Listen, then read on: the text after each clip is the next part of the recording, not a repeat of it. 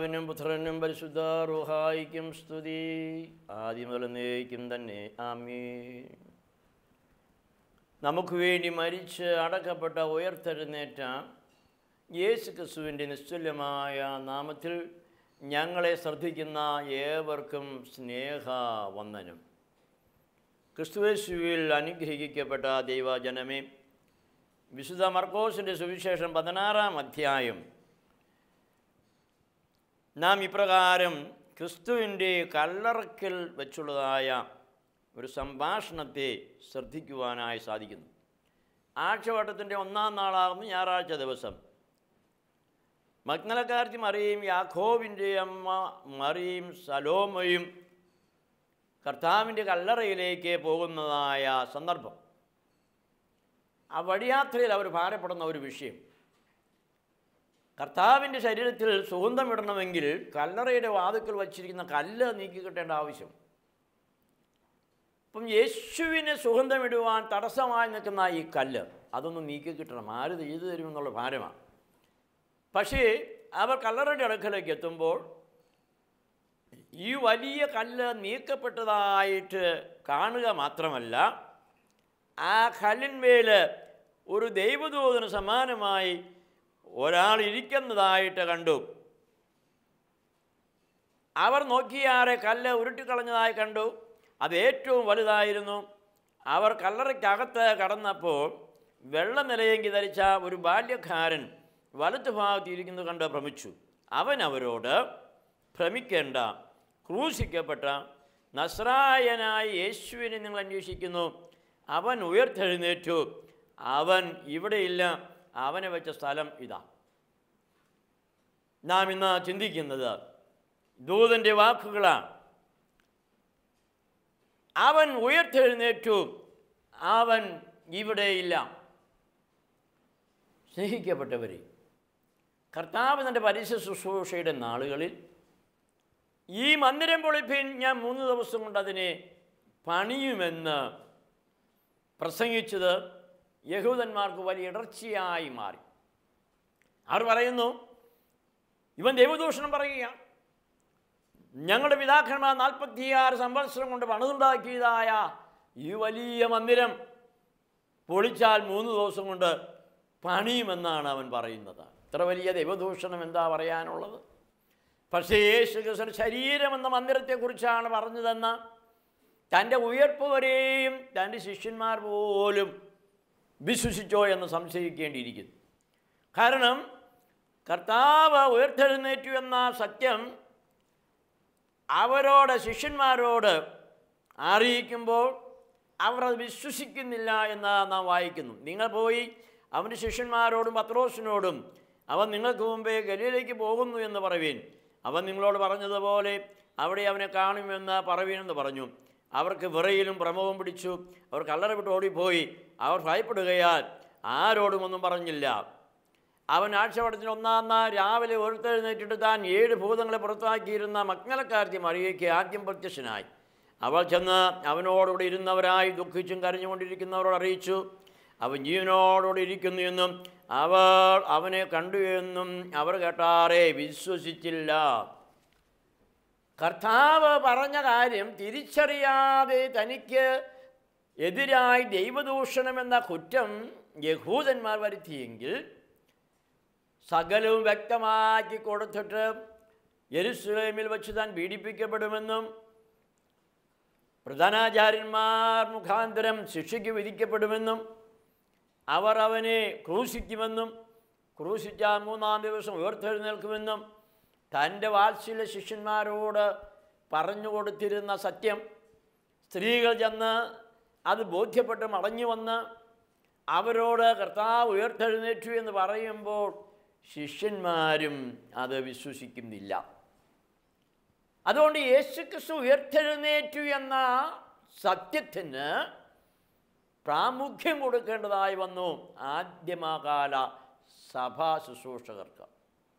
അതുകൊണ്ട് പൗലോസ്ലീഹ എഴുതി, ക്രിസ്തു ഉയർത്തെഴുന്നേറ്റിട്ടില്ല എങ്കിൽ ഞങ്ങളുടെ പ്രസംഗം വ്യർത്ഥമത്രേ, നിങ്ങളുടെ വിശ്വാസവും വ്യർത്ഥമത്രേ. ഇങ്ങനെ ഉയർപ്പിനെ ഉറപ്പിക്കുവാൻ തക്കവണ്ണം അപ്പോസ്തോലികന്മാർ പ്രസംഗിക്കുകയും എഴുതുകയും ചെയ്തതിൻ്റെ മർമ്മം ആദ്യ സമയങ്ങളിൽ അവർക്ക് പോലും അത് വിശ്വസിപ്പാൻ സാധ്യമായില്ല. തോമാസ് ശ്ലീഹ ഈ സമയത്തില്ലായിരുന്നു എന്നുള്ളത് വചനം നമ്മോട് പറയും. തോമാസ് ശ്ലീഹ പറയുന്നത്, ഞാൻ അവനെ കാണുകയും അവൻ്റെ മുറിവുകളിൽ വിലാപ്പുറത്ത് എൻ്റെ കൈകൾ വെച്ച് നോക്കുകയും ചെയ്യാതെ വിശ്വസിക്കുകയില്ല എന്ന്. കർത്താവ് തോമസിനെ വിളിച്ചു, കൈവിരൽ കൊണ്ടുവരുവാൻ പറയുന്നു, തൊട്ടു നോക്കുവാൻ പറയുന്നു. എൻ്റെ കർത്താവും എൻ്റെ ദൈവവുമേ എന്ന തോമാസ് ശ്ലീഹ അവിടെ ഏറ്റുപറയുന്നു. കർത്താവ് ഓർപ്പിച്ചത്, നിങ്ങളെന്നെ കണ്ടതുകൊണ്ട് വിശ്വസിച്ചു, കാണാതെ വിശ്വസിക്കുന്നവർ ഭാഗ്യവാന്മാരാണ്. അപ്പോസ്തലന്മാർ സ്ത്രീകൾ കർത്താവ് ഉയർത്തെഴുന്നേറ്റു എന്ന് പറഞ്ഞിട്ട് വിശ്വസിച്ചില്ല. പല പ്രാവശ്യം അടയ്ക്കപ്പെട്ട മുറിക്കകത്ത് വന്നിട്ടും അവിടെ വിശ്വാസം ഉറച്ചിരുന്നില്ല. കടൽക്കരയിൽ വരുമ്പോഴും അവിടെ വിശ്വാസം ഉറയ്ക്കുന്നില്ല. അതുറപ്പിക്കുവാൻ വേണ്ടി അവർക്ക് വേണ്ടി പ്രാതലൊരുക്കി അവരോടൊരുമിച്ച് ഭക്ഷിച്ച് പാനം ചെയ്തുകൊണ്ട് താൻ ഭൂതവും പ്രേതവും ഒന്നുമല്ല, ശരീരത്തോടുകൂടി ജീവിക്കുന്ന ഗുരുവാകുന്ന സഖ്യം അവർക്ക് ഉറപ്പിച്ചു കൊടുക്കുകയാണ്. അവരോടുകൂടെ നടന്ന് താൻ ഉയർത്തെഴുന്നേറ്റിരിക്കുന്നു എന്ന സത്യം അവരുടെ ഹൃദയങ്ങളിൽ താൻ ഉറപ്പിക്കുന്നതായ ശുശ്രൂഷയാണ് പിന്നീട് നമുക്ക് കാണാം. ഇവിടെ ദൈവവചനം നാം ശ്രദ്ധിക്കുമ്പോൾ ധ്യാനാത്മകമായി ഉൾക്കൊള്ളേണ്ടതായ ചില കാര്യങ്ങളുണ്ട്. ഒന്ന്, ദൂതൻ പറയുന്നു, നിങ്ങൾ അന്വേഷിക്കുന്ന യേശു ഇവിടെ ഇല്ല. സ്നേഹിക്കപ്പെട്ട ദൈവജനമേ, കർത്താവിൻ്റെ ശരീരം എവിടെ അടക്കം ചെയ്തു എന്ന സ്ത്രീകൾക്കറിയാമായിരുന്നു. കാരണം അവസാന നിമിഷം വരെയും ഇവരെല്ലാം, ഈ സ്ത്രീകൾ, ശിഷ്യന്മാരോടി പോയെങ്കിലും സ്ത്രീകൾ അവസാനം വരെയും കൂടെ നിന്നവരാണ്. ആ സ്ഥലത്ത് അവർ ചെന്ന് നോക്കുന്നു. ക്രിസ്തുവിന് വെച്ച സ്ഥലം അവർ കണ്ടു. പക്ഷേ ദൂതൻ അവരോട് പറയുന്നു, അവൻ ഇവിടെ ഇല്ല. നാം ക്രിസ്തുവിനെ അന്വേഷിക്കുന്നത് എവിടെയാണ്? നാം ക്രിസ്തുവിനെ അന്വേഷിക്കുന്നിടത്ത് യഥാർത്ഥമായി ക്രിസ്തു വസിക്കുന്നുണ്ടോ? ക്രിസ്തുവിൻ്റെ സാന്നിധ്യം അവിടെയുണ്ടോ? നമ്മുടെ ദൈവാലയങ്ങളിൽ യഥാർത്ഥമായി ക്രിസ്തു വസിക്കുന്നുണ്ടോ? ഇടവകയുടെ യോഗങ്ങൾ, പൊതുയോഗങ്ങൾ ദൈവാലയത്തിൽ വെച്ച് നടക്കുമ്പോൾ അവിടെ മനുഷ്യൻ ദൈവ സാന്നിധ്യത്തെ അവഗണിച്ചുകൊണ്ട് ചെയ്യുന്ന, പറയുന്ന കാര്യങ്ങൾ ദൈവത്തിന് അവിടെ വസിപ്പാൻ യോഗ്യമായതാണോ എന്ന് ചിന്തിക്കണം. ഈ ദൈവാലയത്തിൽ ഇപ്രകാരമുള്ളതായിരിക്കുന്ന ദ്വന്ദ്വപക്ഷം അരങ്ങേറുമ്പോൾ അപ്രകാരമുള്ള സ്ഥാനത്ത് ഈ ക്രിസ്തു ഉണ്ടോ തിരിച്ചറിയണമേ. ക്രിസ്തുവില്ലാത്ത ആലയങ്ങളായി, ക്രിസ്തുവിനെ ആരാധിക്കുന്ന കേവല ക്രിസ്ത്യാനികളായി ഞാനും നിങ്ങളും മാറ്റപ്പെടുമ്പോൾ ഓർക്കുക, സ്ത്രീകൾ കണ്ട ഒഴിഞ്ഞ കല്ലറ പോലെയാണത്. അവൻ ഇവിടെ ഇല്ല. അടിവരയിട്ട് പറയുക, അവൻ ഇവിടെ ഇല്ല. ഇന്നത്തെ അനവധി ദൈവാലയങ്ങളിൽ ക്രിസ്തുവിന് സാന്നിധ്യമുണ്ടോ എന്ന് ചോദിച്ചറിയണം. അനേക കുടുംബങ്ങളിൽ ക്രിസ്തുവിന് സാന്നിധ്യമുണ്ടോ? അവനെ ആരാധിക്കുന്നുണ്ടോ? അവൻ്റെ വചനത്തിന് കീഴ്പ്പെടുന്നുണ്ടോ? അവനെ ഏറ്റുപറയുന്നുണ്ടോ? അങ്ങനെ സാധിക്കാത്തിടത്തൊന്നും ക്രിസ്തുവിൻ്റെ സാന്നിധ്യമില്ല. പല ഭവനങ്ങളും ക്രിസ്തീയ ഭവനമെന്നറിയപ്പെടുന്നുവെങ്കിലും അത് ക്രിസ്തുവില്ലാത്ത ഭവനമാണ്, ഒഴിഞ്ഞ കല്ലറയാണ്. ക്രിസ്തു അവിടെയില്ല. ഞാൻ ബോംബെയുടെ പ്രദേശത്ത് ശുശ്രൂഷ ചെയ്തിരുന്ന കാലം ഒരു പുതിയ ഭവനം കൂദാശ ചെയ്തു.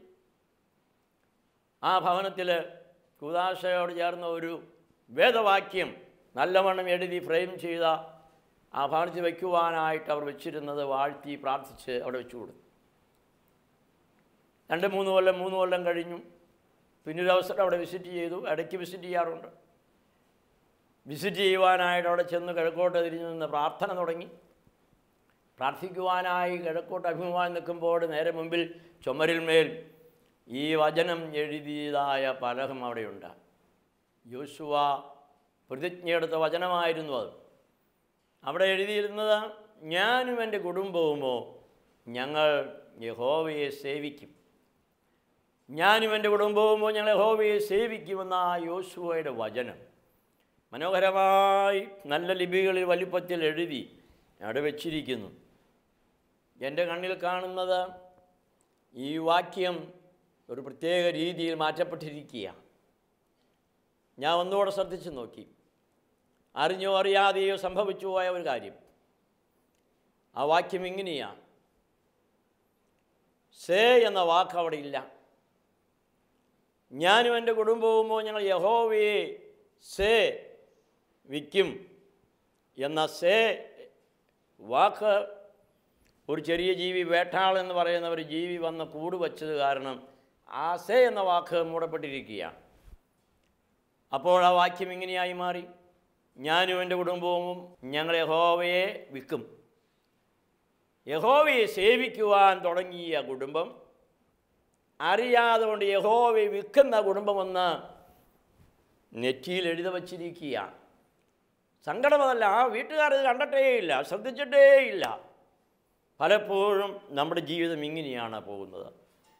നാം യഹോവയെ സേവിക്കുവാൻ തുടങ്ങി അവസാനം യഹോവയെ വിൽക്കുന്നതായിരിക്കുന്ന ഒരനുഭവം. ദൈവത്തെ അന്വേഷിക്കുന്ന മനുഷ്യരുണ്ടോ?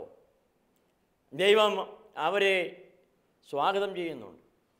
പക്ഷേ സ്വന്തം ജീവിതത്തിൻ്റെ സ്വാർത്ഥ താല്പര്യങ്ങളെ നേടുവാൻ വേണ്ടി പ്രാർത്ഥനായോഗങ്ങളും പള്ളികളും ധ്യാനമന്ദിരങ്ങളും മാറി മാറി മാറി നടക്കുന്ന മനുഷ്യരുണ്ട്.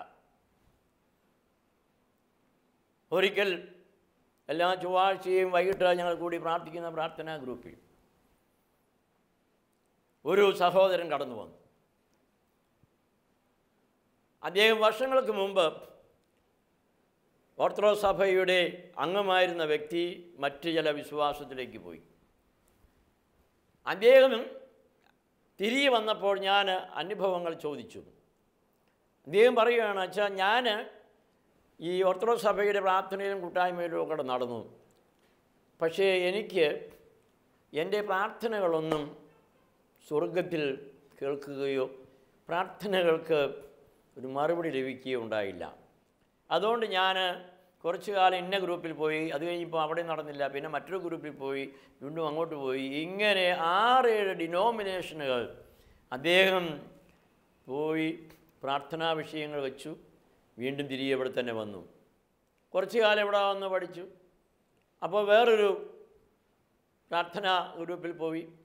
അവിടെ ചെന്നാൽ സാധ്യമാകും ചിലരൊക്കെ സാക്ഷ്യം പറഞ്ഞു. അപ്പോൾ യേശുവിനെ അന്വേഷിച്ച് അവിടെ ചെന്നു. അവിടെ നിന്നു. അവിടെ കുറച്ചു കാലം നിന്നപ്പോൾ ആ പ്രാർത്ഥനാ യോഗത്തിലുള്ള ഒരു സഹോദരിയുമായിട്ട് പ്രേമത്തിലായി. അങ്ങനെ പ്രേമത്തിലായി അങ്ങോട്ട് ചേർന്ന് വിവാഹം കഴിച്ച് ഇപ്പോൾ ആ സഭ ജീവിക്കുക. അദ്ദേഹത്തിൻ്റെ ജീവിതത്തിൽ കുറേ പ്രയാസങ്ങളും പ്രശ്നങ്ങളും ഉണ്ടായി. അത് ഏതെങ്കിലും ഒരു സമൂഹത്തിൽ ചെന്ന് അതിൻ്റെ പരിഹാരം കാണുവാനായി ഈശ്വരനെ തേടി അലഞ്ഞു എന്ന് പാട്ടുകാരൻ എഴുതിയിരിക്കുന്ന പോലെ പല പല സ്ഥലങ്ങളിൽ ക്രിസ്തുവിനെ അന്വേഷിച്ചു പോയതായ ഒരു ജീവിതം. ഇന്ന് അനവധി മനുഷ്യർ ഈ ഒഴിഞ്ഞ കല്ലറയിലാണ് യേശുവിനെ തിരക്കുന്നതെന്ന് അവർ അറിയുന്നില്ല. കാരണം അവർക്കൊക്കെയും ആവശ്യം ഈ ലോകത്തിൻ്റെ സുഖസൗകര്യങ്ങൾ വർദ്ധിപ്പിക്കുവാനുള്ളതായിരിക്കുന്ന വിദ്യയാണ്. നിങ്ങളുടെ എല്ലാ ഭാരങ്ങളും പ്രയാസങ്ങളും രോഗങ്ങളും വേദനകളും കഷ്ടതകളും എല്ലാം മാറ്റിത്തരാമെന്നുള്ളതായിരിക്കുന്ന പ്രഖ്യാപനവും അതിനുവേണ്ടിയുള്ളതായിരിക്കുന്ന പ്രാർത്ഥനകളും നടത്തുന്നവരോട് കൂടെ ക്രിസ്തു ഉണ്ട് എന്ന ഒരു ബോധ്യത്തിൽ നാം ഓടുമ്പോൾ ഓർക്കുക, ഈ ലോകത്തിൻ്റെ ആവശ്യങ്ങളെ ദൈവം സാധ്യമാക്കി തരും. നമുക്ക് ആവശ്യമുള്ള ദൈവത്തിനറിയാം, സംശയം വേണ്ട. പക്ഷേ ഞാനും നീയും അന്വേഷിക്കേണ്ടത് നഷ്ടപ്പെട്ടു പോയ എൻ്റെ ആത്മാവിൻ്റെ വീണ്ടെടുപ്പായിരിക്കണം.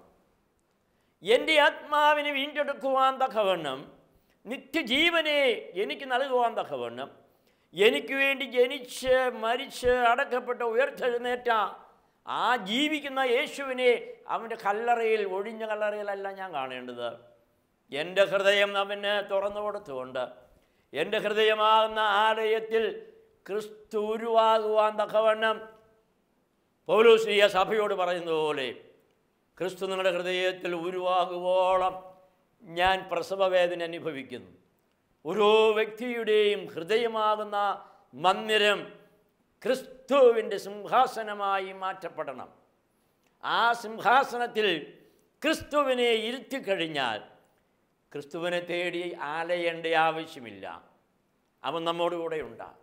ക്രിസ്തുവിനോടുകൂടെ ഒരുപാട് ഇവിടെ ഓർപ്പിക്കുന്ന പോലെ മുട്ടുന്നവൻ്റെ ശബ്ദം കേട്ട് തുറന്നു കൊടുത്താൽ അകത്തു വരുവാൻ വാക്ക് തന്ന ദൈവം ഹൃദയങ്ങളെ അവൻ്റെ മുമ്പിൽ സമർപ്പിച്ചു കൊടുത്താൽ അവൻ്റെ മന്ദിരമായി നമ്മെ സ്വീകരിച്ചുകൊണ്ട് നമ്മിൽ സിംഹാസനസ്ഥനായി തീരുവാൻ അവൻ തയ്യാറാണ്, വാക്കുള്ളവനാണ്. പക്ഷെ മനസ്സ് നമുക്കുണ്ടാകണം. ഹൃദയമാകുന്ന സിംഹാസനത്തിൽ യേശു ക്രിസ്തുവിനെ ഇരുത്തുവാൻ മനസ്സുള്ളവർക്ക് അവൻ സമീപസ്ഥനാണ്. അങ്ങനെ മനസ്സില്ലാതെ ലോക സൗഖ്യങ്ങളും ലോക സുഖങ്ങളും തേടി ക്രിസ്തുവിനെ തേടി അവിടെ ഇവിടെയും അലയുന്ന മനുഷ്യ, ഈ ക്രിസ്തുവിനെ നീ അന്വേഷിക്കുന്നത് ഒഴിഞ്ഞ കല്ലറയിലാണ്.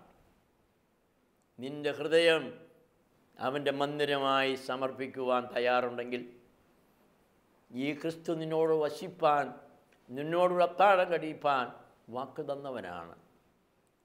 എൻ്റെ ശരീരം ഭക്ഷിക്കുകയും എൻ്റെ രക്തം പാനം ചെയ്യുകയും ചെയ്യുന്നവൻ എന്നിലും ഞാൻ അവനിലും വസിക്കുന്നു എന്ന് ഈ കർത്താവ് ആണയിട്ട് ഉറപ്പ് തന്നിട്ടുണ്ട്.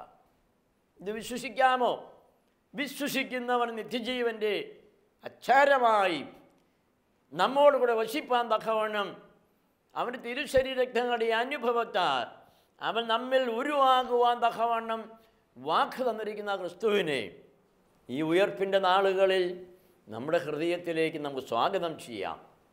അവൻ നമ്മിൽ വസിക്കുമ്പോൾ നാം അവനിലും അവൻ നമ്മിലുമായിത്തീരുന്ന ഒരു അവസ്ഥയാണ് വാഗ്ദത്തം ചെയ്തിരിക്കുന്നത്.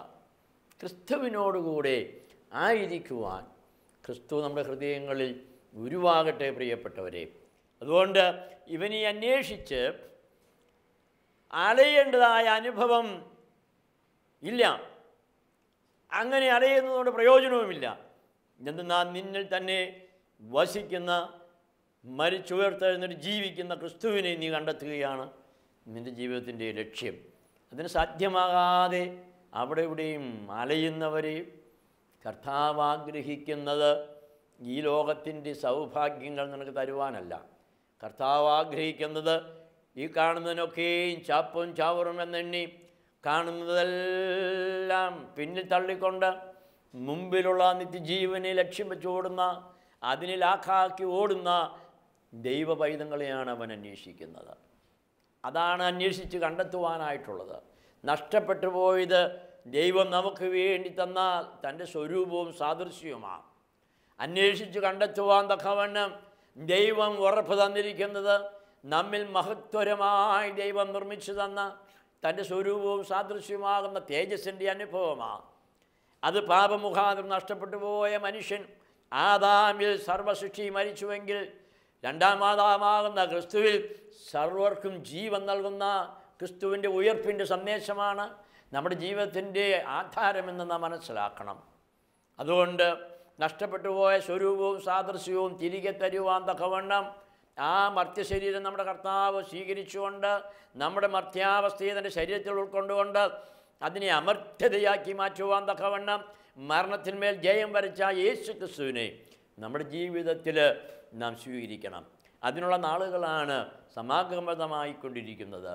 ക്രിസ്തുവിൻ്റെ ഉയർപ്പിൻ്റെ സന്ദേശം നാം സ്വീകരിക്കുമ്പോൾ അവൻ സത്യമായിട്ടും ഉയർത്തെഴുന്നേറ്റു എന്ന് ഏറ്റുപറയുവാൻ ഹൃദയത്തിൽ ഉറപ്പും ധൈര്യമുള്ളവരായിരിക്കണം.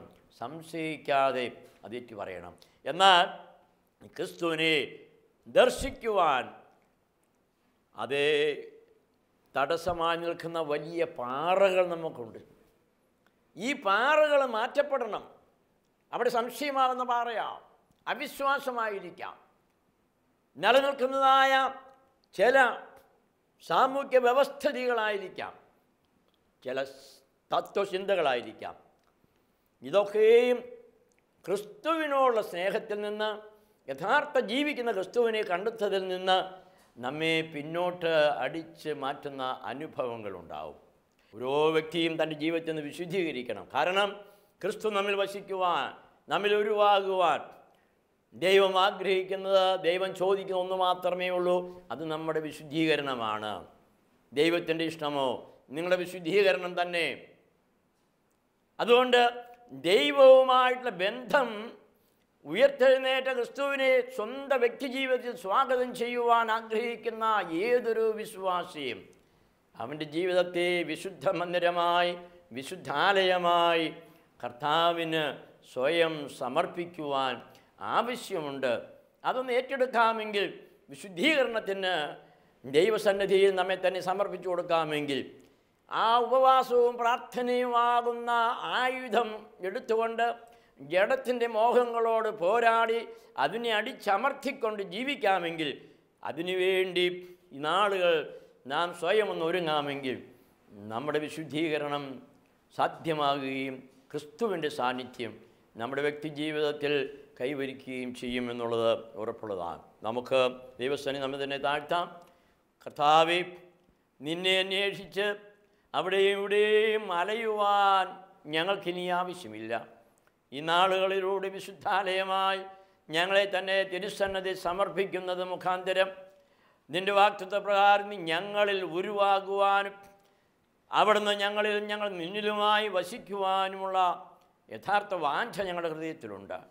നീ മരിച്ചോട്ട് ഉയർത്തെഴുന്നേറ്റൊന്ന് സത്യമായും ഏറ്റുപറഞ്ഞ് ആ വിശ്വാസത്തിൽ ജീവിക്കുവാൻ ഞങ്ങൾക്കെല്ലാവർക്കും ഈ വചനം ദൂരത്തിൽ നിന്ന് ശ്രദ്ധിച്ച എല്ലാവർക്കും സംഗതിയാക്കണമെന്ന് പ്രാർത്ഥിക്കുന്നു.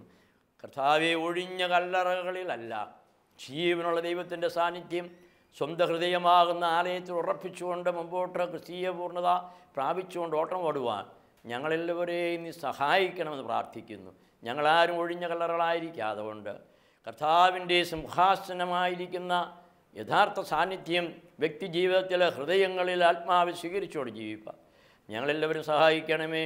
ഞങ്ങൾ അങ്ങേക്കും അങ്ങയുടെ പിതാവിനും പരിശുദ്ധാത്മാവിനും സ്തുതിയും ആരാധനയും സമർപ്പിക്കുന്നു, ഇപ്പോഴും എപ്പോഴും എന്നേക്കും തന്നെ. ആമേൻ.